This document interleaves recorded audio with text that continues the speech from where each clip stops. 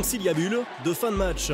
Karim et Raouf Gasmi sont en pleine discussion avec le délégué Robert Dujardin. La situation a l'air plutôt calme. Patrick Casal est tranquille, malgré le scénario tendu de ce Dunkerque-Tremblay. Après concertation, les protagonistes tranchent. Il reste 3 secondes à jouer au Stade de Flandre, après ce ceinturage grotesque de Felipe Borges sur Wilson Davis. 2 minutes pour le Brésilien, rien de plus. Pas le temps pour un exploit. Dans une mauvaise passe, l'USDK est tenu en échec.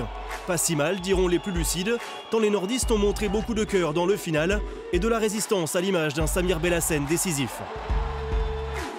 Il y a des blessés, on est un peu moins bon, on n'a pas les bons résultats, donc forcément on doute un peu plus. Mais voilà, ce que je disais aux mecs en rentrant au vestiaire ce soir, c'est qu'il faut être content, il faut être fier du caractère qu'on a montré sur la fin, parce qu'à -2, à 2 minutes de la fin, c'était pas dit. Donc voilà, on va partir en vacances, c'est un bon point avant la trêve qui fait du bien.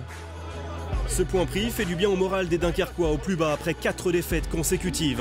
Il vient surtout récompenser un groupe solidaire privé de 3 joueurs majeurs, Sou Olesnik, Pierre Soudry et Cornel Nadji.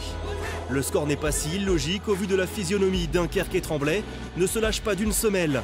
2 buts, c'est l'écart maximal tout au long de la rencontre. Langaro fait parler sa puissance de loin. Baptiste Buteau préfère la finesse. Les gauchers sont aussi à l'honneur. Tom Pelayo, 6 buts, puis son compère à l'aile droite, Florian Billan. En face, les Franciliens ont du répondant, le réalisme de Borges et du talent à l'arrière avec Adama Sako et Luka Sebetic qui vient de prolonger son contrat de 2 saisons. Samir Belhassen sauve l'USDK dans le final. Tremblay décroche un 4e match nul cette saison, un résultat qui laisse des regrets.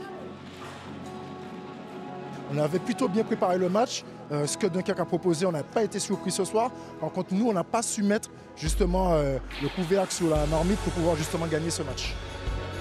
Les Tremblaysiens concluent l'année à une honorable 7e place. Une nette progression pour un club 13e l'an passé à la même époque.